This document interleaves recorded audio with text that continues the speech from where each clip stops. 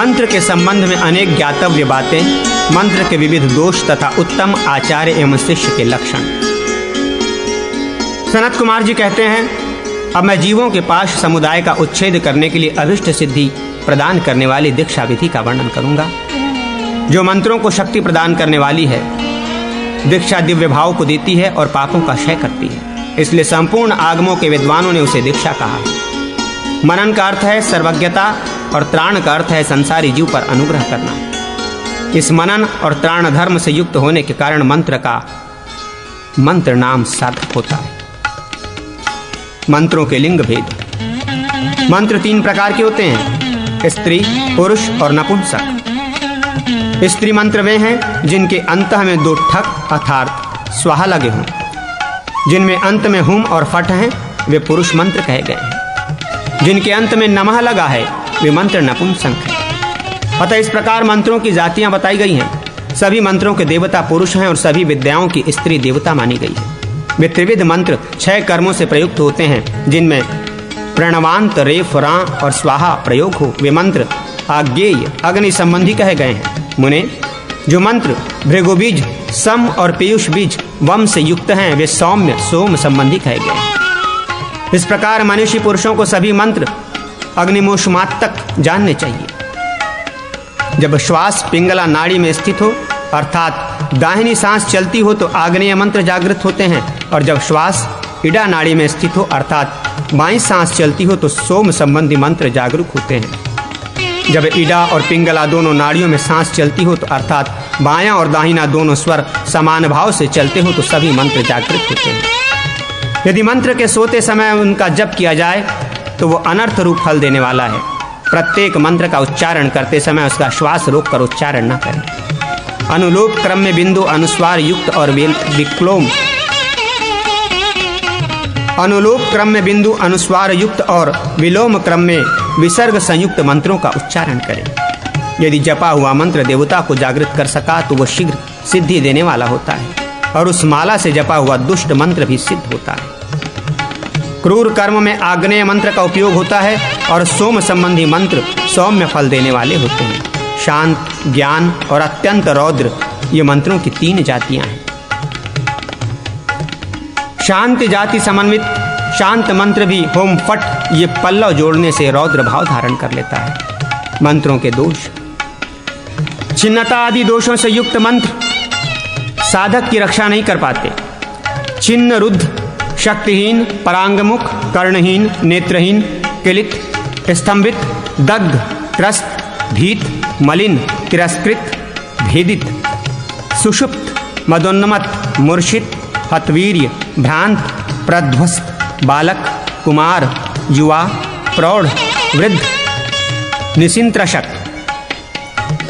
निर्विज, सिद्धिहीन, मंद, कूट, निरंशक, सत्वहीन, केकर, बीजहीन, धूमित, अलंगित, मोहित, शुद्धार्थ, अदीप्त, अंगहीन, अति क्रुद्ध, अति क्रूर, विड्रित, लज्जित, प्रशांत मानस, स्थान भ्रष्ट, विकल, अतिवृद्ध, अनीति है स्नेह तथा पीड़ित।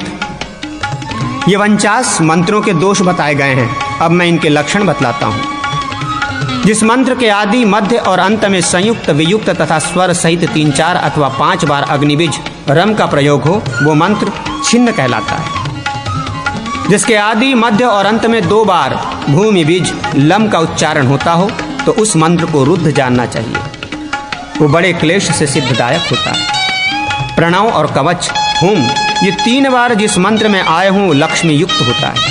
ऐसी लक्ष्मी से हीन जो मंत्र हो उसे शक्तिहीन जानना चाहिए। वो दीर्घकाल के बाद फल देता है। जहाँ आदि में काम बीज, क्लिंग, मध्य में माया बीज, ह्रिंग और अंत में अंकुश बीज प्रौम हो वो मंत्र परांग मुख जानना चाहिए। वो साधकों को चिरकाल में सिद्धि देने वाला होता है। यदि आदि, मध्य और अंत में सकार देखा जाए तो वो मंत्र बगिर, कर्णहीन कहा गया है। वो बहुत कष्ट उठाने पर थोड़ा फल देने वाला है।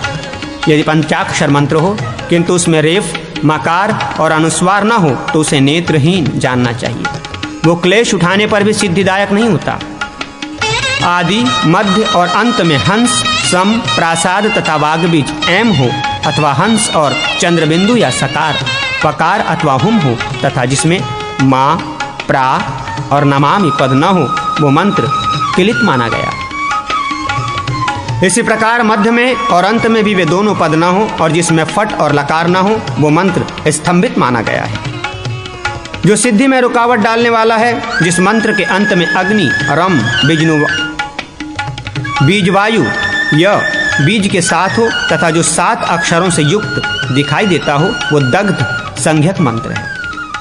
जिसमें 2, 3, 6 या 8 अक्षरों के साथ अस्त्र फट दिखाई दे उस मंत्र को त्रस्त जानना चाहिए। जिसके मुख भाग में प्रणव रहित हकार तथा शक्ति हो वही मंत्र भीत कहा गया है। जिसके आदि, मध्य और अंत में 4 म हो वो मंत्र मलिन माना गया है। वो अत्यंत क्लेश से सिद्धिदायक होता है। जिस मंत्र के मध्य भाग में द अक्षर और अंत में 2 क्रोध हुम बीज हो और उनके साथ अस्त्र फट भी हो तो वो मंत्र तिरस्कृत कहा गया है। जिसके अंत में म और य तथा हृदय हो और मध्य में वषट एवं वौष्टव हो वो मंत्र भेदित कहा गया है। उसे त्याग देना चाहिए क्योंकि वो बड़े क्लेश से फल देने वाला होता है। जो 3 अक्षरों से युक्त तथा हंसहीन है उस मंत्र को सुषुप्त कहा गया है। जो विद्या अथवा मंत्र 17 अक्षरों से युक्त हो तथा जिसमें आदि में 5 बार फट का प्रयोग हुआ हो उस मदोन्मत्त माना गया है। जिसके मध्य भाग में फट का प्रयोग हो उस मंत्र को मूर्छित कहा गया है। जिसके विराम स्थान में अस्त्र फट हो का प्रयोग हो वो हतवीर्य कहा जाता है। मंत्र के आदि के मध्य और अंत में 4 अस्त्र फट का प्रयोग हो तो उसे भ्रांत जानना चाहिए। जो मंत्र 18 तथा 20 अक्षर वाला होकर काम बीज क्लिंग से युक्त होकर साथ ही उसमें हृदय, लेख और अंकुश के भी बीज हों तो उसे प्रध्वस्त कहा गया है। 7 अक्षर वाला मंत्र बालक, 8 अक्षर वाला कुमार, 16 अक्षरों वाला युवा, 24 अक्षरों वाला प्रौढ़ तथा 20, 64, 100 और 400 अक्षरों का मंत्र वृद्ध कहा गया है। प्रणव सहित नवार्ण मंत्र को निशिंत्रशः कहते हैं।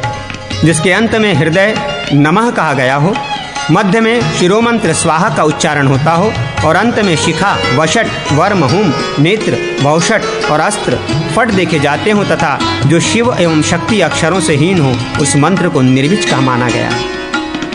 जिसके आदि, मध्य और अंत में 6 बार फट का प्रयोग देखा जाता हो वो मंत्र सिद्धहीन होता है। 5 अक्षर के मंत्र को मंद और एकाक्षर मंत्र को कूट कहते हैं। उसी को निरंकश भी कहा गया है।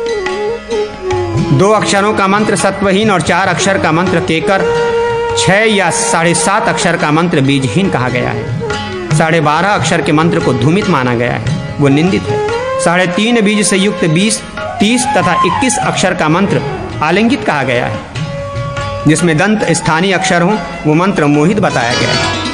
24 या 27 अक्षर के मंत्र को शुद्धार्थ जानना चाहिए। यह मंत्र सिद्धि से रहित होता है। 11, 25 अथवा 23 अक्षर का मंत्र दृप्त कहलाता है। 26, 36 तथा 29 अक्षर के मंत्र को हीनांग माना गया है। 28 और 31 अक्षर का मंत्र अत्यंत क्रूर और अतिक्रुत जानना चाहिए, वो संपूर्ण कर्मों में निंदित माना गया है।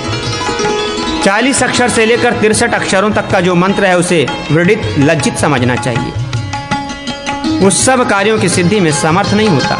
65 अक्षर के मंत्रों को शांत मानस जानना चाहिए। मुनीश्वर, 65 अक्षरों से लेकर 99 अक्षरों तक के जो मंत्र हैं उन्हें स्थान भ्रष्ट जानना चाहिए। 13 या 15 अक्षरों के जो मंत्र हैं उन्हें सर्वतंत्र विशारद विद्वानों ने विकल कहा है। 100, 150, 200, 291 अथवा 300 अक्षरों के जो मंत्र होते हैं वे निस्त्रेण कहे गए हैं। ब्राह्मण 400 से लेकर 1000 अक्षर तक के मंत्र में अत्यंत वृद्ध माने गए हैं, उन्हें शिथिल कहा गया है। जिनमें 1000 से भी अधिक अक्षर हों उन मंत्रों को पीड़ित बताया गया है। उनमें अधिक अक्षर वाले मंत्रों को स्रोत रूप माना गया है। इस प्रकार के मंत्र दोष युक्त कहे गए हैं। अब मैं छिन्न आदि दोषों से दूषित मंत्रों का साधन बताता हूँ जो योनि मुद्रासन में बैठकर एकाग्र चित्त हो। जिस किसी भी मंत्र का जप करता है उसे सब प्रकार की सिद्धियाँ प्राप्त होती हैं। बाएं पैर की एड़ी को गुदा के सहारे रखकर दाहिने पैर की एड़ी को ध्वज लिंग के ऊपर रखें तो इस प्रकार योनि मुद्रा बंध नामक उत्तम आसन होता है। आचार्य और शिष्य के लक्षण। जो कुल परंपरा के क्रम से प्राप्त हुआ हो, नित्य मंत्र जप के अनुष्ठान में तत्पर हो, गुरु की आज्ञा के पालन में अनुरक्त हो तथा अभिषेक युक्त हो, शांत, कुलीन और जितेंद्रिय हो, मंत्र और तंत्र के तात्विक अर्थ का ज्ञाता तथा निराग्रहानुह में मंत्र और तंत्र के तात्विक अर्थ का ज्ञाता तथा निग्रहानुग्रह में समर्थ हो, किसी से किसी वस्तु की अपेक्षा न रखता हो, मननशील, इंद्रिय संयमी, हितवचन बोलने वाला, विद्वान, तत्व निकालने में चतुर, विनयी हो, किसी न किसी आश्रम की मर्यादा में स्थित, ध्यान परायण, संशय निवारण करने वाला, परम बुद्धिमान और नित्य सत्कर्मों के अनुष्ठान में संलग्न रहने वाला हो, उसे ही आचार्य कहा गया है। जो शांत, विनयशील, शुद्धात्मा, संपूर्ण शुभ लक्षणों से युक्त, शम आदि साधनों से संपन्न, श्रद्धालु, सुस्थिर विचार या हृदय वाला, खान पान में शारीरिक शुद्धि से युक्त, धार्मिक, शुद्धचित्त, सुदृढ़ व्रत एवं सुस्थिर आचार्य से युक्त, कृतज्ञ एवं पाप से डरने वाला हो, गुरु की सेवा में जिसका मन लगता हो, ऐसे शील स्वभाव का पुरुष आदर्श शिष्य हो सकता है, अन्यथा वो गुरु को दुख देने वाला होता है।